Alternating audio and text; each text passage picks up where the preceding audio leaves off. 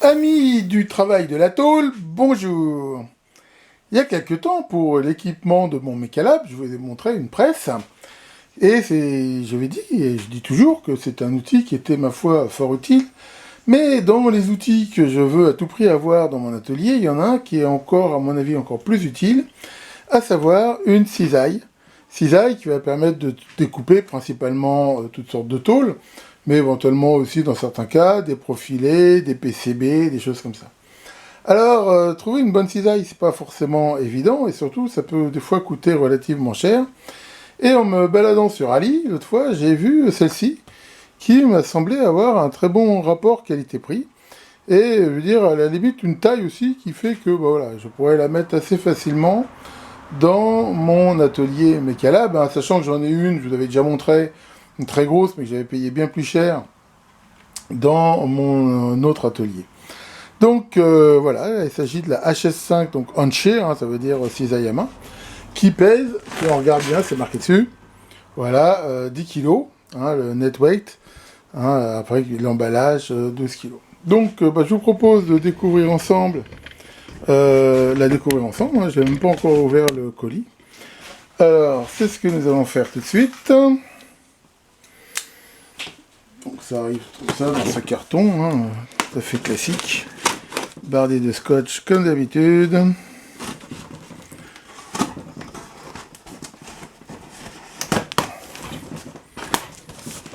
Hop là.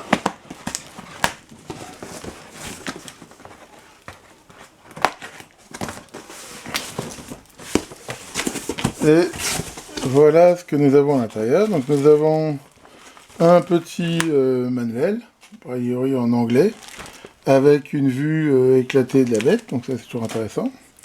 Ici, ce qui semble être le levier de manipulation. D'ailleurs, plutôt sympa. C'est un gros tube en acier creux. Et ensuite, nous avons la cisaille en elle-même. Et cet accessoire qui, des fois, peut être très utile, qui empêche la tôle de se relever quand on la coupe. Bon, bah, je vais la sortir et on va regarder ça de plus près. Voilà, donc ça se monte très facilement. Hein. On peut voir que la poignée se fixe ici grâce à ces deux boulons. Là. Enfin, ça fait vraiment très bien. On a ensuite, bien sûr, comme on peut voir, des pattes de fixation. Alors, il est impératif de bien fixer cette cisaille à un socle solide. Bon, là, dans la mesure où j'ai pas encore l'endroit final où je vais la mettre, je l'ai attaché avec des serre-joints. Mais on peut très bien le faire, mais enfin, normalement, voilà, il faut la fixer grâce à ces trous ici. Donc, on peut voir que la lame est très bien ajustée. A priori, il n'y a aucun jeu, comme on peut le voir là. Je vais essayer de filmer un peu mieux entre les deux lames. Elles sont vraiment très bien ajustées. Après, hein, comme toutes ces machines-là, on peut éventuellement resserrer, desserrer s'il y a besoin. Enfin, pour moi, ici, il n'y a strictement rien à faire. Et on a donc, dans certains cas, c'est pratique, ce système-là qui va permettre de venir presser, selon l'épaisseur, la chose dont on veut couper, ce qui va permettre éventuellement d'empêcher qu'elle se soulève quand on veut le faire. Bon, il faut être honnête à l'usage, enfin, à moins qu'on coupe des trucs assez gros, c'est pas forcément toujours utile. Bon, bah, dans ce cas-là, on le laisse comme ça, et puis on l'utilise pas. Voilà, on voit que ça se relève ou ça se baisse ici très facilement. Alors, il y a plusieurs modèles de cette cisaille, sachant que là j'ai pris le modèle le plus petit, hein, donc le 5, et on voit que ça peut couper, donc comme ils le disent, de l'acier, des barres. Alors on peut voir ici, il y a ce trou là, qui va permettre éventuellement de couper du rond avec. Hein. Je déconseille formellement de couper des trucs ronds avec la lame ici, justement ça l'arrange pas. Mais là, on peut le faire. Donc, on peut couper des boulons, des trucs comme ça. Et donc, ça peut couper des tôles jusqu'à 6 mm, du rond jusqu'à 11. La longueur ici fait 125, et donc elle pèse 12 kg. Enfin voilà. Bon, on va voir que pour la majorité des choses, c'est très simple. Alors, je ne l'ai pas encore essayé, hein, on va le faire ensemble. Donc là, j'ai amené différents trucs pour pouvoir tester. Voilà, différents matériaux. Donc, par exemple, déjà un tout petit bout d'alu comme ça. là on peut voir, il suffit de le mettre ici et ça coupe vraiment super bien. Voilà, on peut voir une coupe parfaite. Là on a quelque chose qui est de l'acier, c'est le genre de tôle que moi, bon là c'est de la récup, mais c'est le genre de tôle que je récupère dans plein d'appareils et que je redécoupe après. Et là pareil, on peut voir que ça peut faire une coupe, ici vraiment sans effort, et vraiment une coupe très très très propre. Là par exemple on va en faire une en long. Voilà. Donc là bien sûr on peut avancer, on peut couper des tôles potentiellement assez longues. Et, voilà. Et là on peut voir la qualité de cette coupe, qui est vraiment impeccable. Quand on n'a pas de cisaille, ça pour le faire, on va le faire avec une scie sauteuse ou avec une grignoteuse, un truc comme ça. Ça va être fatigant et ça donnera jamais un résultat comme ça. Alors on peut éventuellement couper de la tôle fine. Là par exemple c'est de la tôle, j'appelle ça de la boîte de conserve, hein, de la boîte à gâteaux, que je réutilise des fois pour faire des blindages. Et là, pareil, on voit que ça fait une coupe absolument impeccable. Voilà. Bon, vraiment super bien. Par exemple, là, vous voyez, là, pareil, de la tôle que j'ai récupérée, a priori, c'est de la tôle qui doit faire à peu près, à vue de nez, comme ça, 3-4 dixièmes. Et voilà, donc là, si on veut bien la couper selon le trait, là, donc on va se mettre dessus. Et après, voilà, on peut y aller tout doucement, et la faire avancer comme ça, en suivant toujours le trait. Donc là, des fois, il faut aider un petit peu, voilà, pour bien qu'elle puisse avancer. Bon, en plus, je ne suis vraiment pas dans les conditions optimum ici, vu que j'ai mis ces différents serre-joints là qui me gênent un peu. Enfin bon, encore l'idée, c'est de vous montrer la démo. Mais voilà, on voit qu'on peut couper éventuellement. Tant qu'on a du dégagement derrière, on peut couper des tôles assez longues et ça fait vraiment des découpes vraiment parfaites. Donc, enfin, si vous faites de l'électronique comme moi, où vous avez besoin de faire des blindages, des tôles, des faces avant, des trucs comme ça, c'est vraiment l'idéal. Alors en parlant d'électronique, voilà par exemple un vieux circuit en bakélite, et là on va voir pareil que ça le coupe vraiment impeccable. Voilà. Vous avez essayé de couper du circuit en bakélite avec une scie ou quoi, vous ne ferez jamais des découpes comme ça. Là par exemple, on a de l'époxy, du FR4 double face, et là pareil, si on veut couper, on peut même faire des découpes assez fines, et on va couper ça vraiment impeccable, voilà. Et ça fait des super découpes. Donc voilà, quand je dis que c'est indispensable pour faire de l'électronique, je veux dire, enfin pour moi, il n'y a pas photo. Et je suis vraiment hyper content de cette petite presse. Hein, elle a un rapport qualité-prix qui est vraiment très intéressant. Elle prend pas trop de place et elle a tout à fait sa place ici dans le Mecha Lab. Et en faisant ça, hein, moi, pour info, c'est pour ça que j'ai toutes ces récup.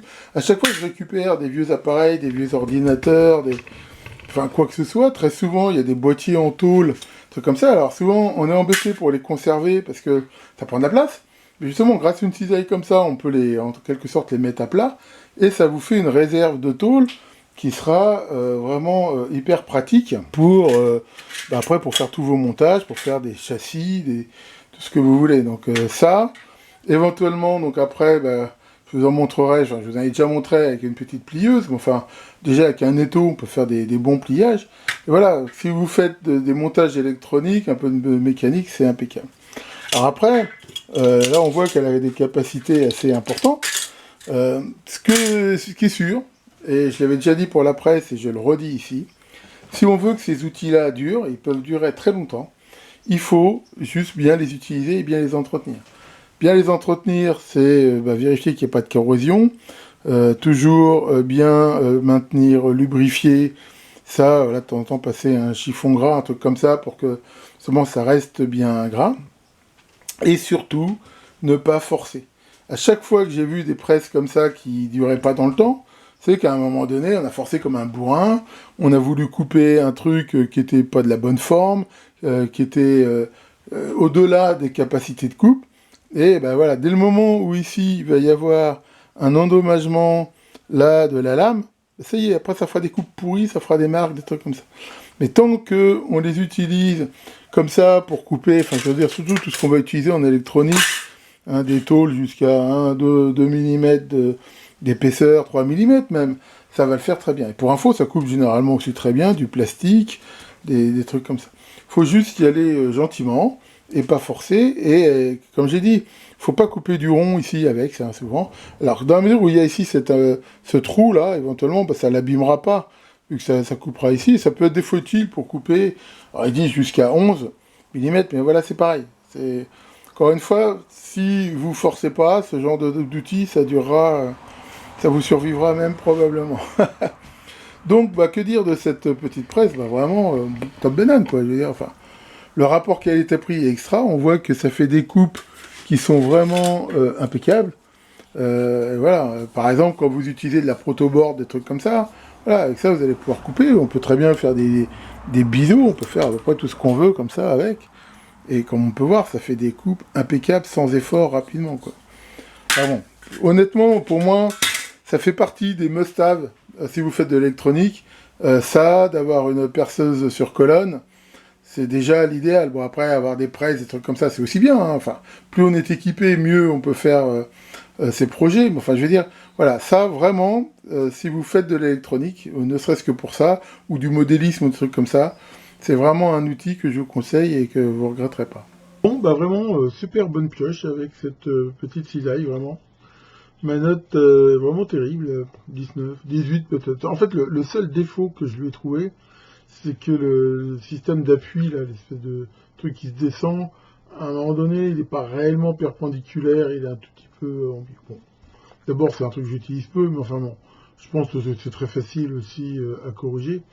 Mais voilà, je veux dire, à part ça, vraiment, on voit que fait vraiment des coupes super belles, vraiment super note. Bon, comme d'habitude, je mettrai en commentaire de la vidéo le lien si ça vous intéresse.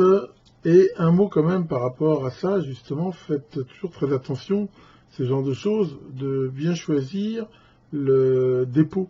En effet, ces trucs qui sont chers ou lourds, si vous les commandez directement de Chine, souvent, il y a des frais de port qui sont très importants et il faut toujours y faire attention. Donc, je rappelle que quand vous êtes sur des sites comme ça, souvent, il y a ce qu'on appelle plusieurs dépôts, on peut choisir.